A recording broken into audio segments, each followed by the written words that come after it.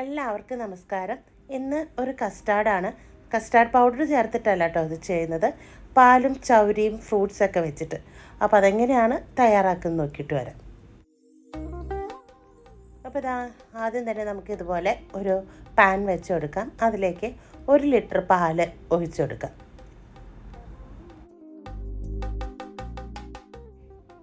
ഇനിയിപ്പോൾ 2 വലിയ spoon milk powder ചേർത്ത് കൊടുക്കാം.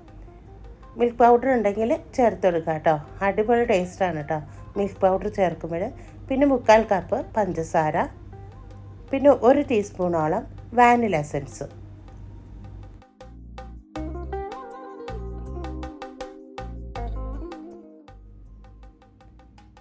ഇനി ഇത് നന്നായിട്ടൊന്ന് മിക്സാക്കി കൊടുക്കാം. നന്നായിട്ടൊന്ന് തിളച്ച് വരണം. തിളച്ചതിന് ശേഷമാണ് കേട്ടോ ബാക്കി കാര്യങ്ങളൊക്കെ നമ്മൾ ചെയ്യുന്നത്.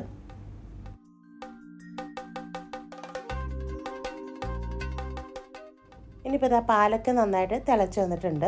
2 ടേബിൾ സ്പൂൺ കോൺഫ്ലവർ കുറച്ച് തണുത്ത പാലിൽ കലക്കി വെച്ചതാണ് കേട്ടോ. അതുകൂടി ചേർത്ത് എടുക്കാം. എന്നിട്ട് കൈ എടുക്കാതെ നമുക്കിതൊന്ന് മിക്സാക്കി കൊടുക്കാം. അല്ലെങ്കിൽ പെട്ടെന്ന് അടി പിടിക്കാൻ ചാൻസ് ഉണ്ട്. അപ്പോൾ ഇത് കൈ എടുക്കാതെ തന്നെ നമുക്കൊന്ന് മിക്സാക്കി കൊടുക്കാം.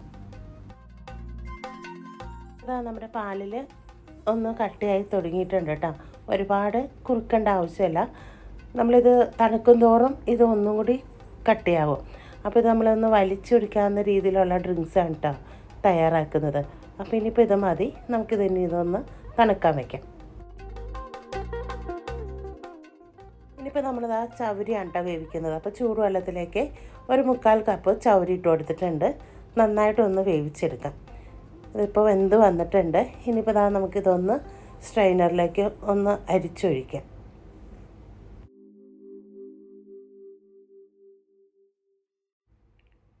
ഇനിയിപ്പോൾ ഇതിൻ്റെ വെള്ളമൊക്കെ ഒന്ന് വാർത്ത് കളയണം. ഇനി ഇതിലേക്ക് കുറച്ച് തണുത്ത വെള്ളം കൂടി ഒഴിച്ചു കൊടുക്കാം. അപ്പോൾ ഇതിൻ്റെ ആ പശിമയൊക്കെ ഉള്ളതൊക്കെ ഒന്ന് പോയി കിട്ടും.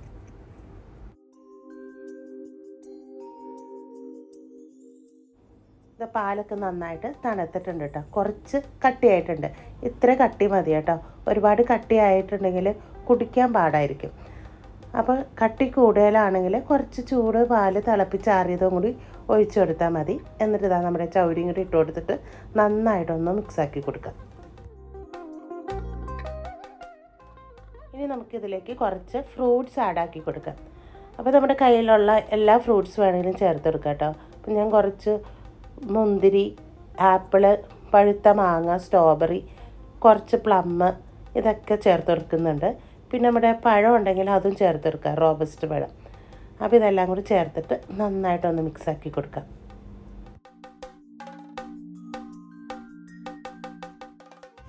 ഇനി ഇത് കുറച്ച് നേരം ഫ്രിഡ്ജിൽ വെച്ചിട്ട് തണുപ്പിച്ച് കുടിക്കണം. അടിപൊളി ടേസ്റ്റാണ് കേട്ടോ. അല്ലാതെയും കുടിക്കാം കേട്ടോ. പിന്നെ ഇപ്പം റമദാനാണ്, നൊയമ്പാണ്. അപ്പോൾ പാലിന് പാലുമായി, ഫ്രൂട്ട്സിന് ഫ്രൂട്ട്സുമായി. അപ്പോൾ അടിപൊളി ടേസ്റ്റാണ്. പെട്ടെന്ന് തന്നെ നമുക്ക് തയ്യാറാക്കി എടുക്കാനും പറ്റും. നല്ലൊരു റെസിപ്പിയുമാണ്. അപ്പം നമ്മുടെ വിശപ്പും ദാഹവും മനസ്സും ശരീരമൊക്കെ തണുക്കുകയും ചെയ്യും.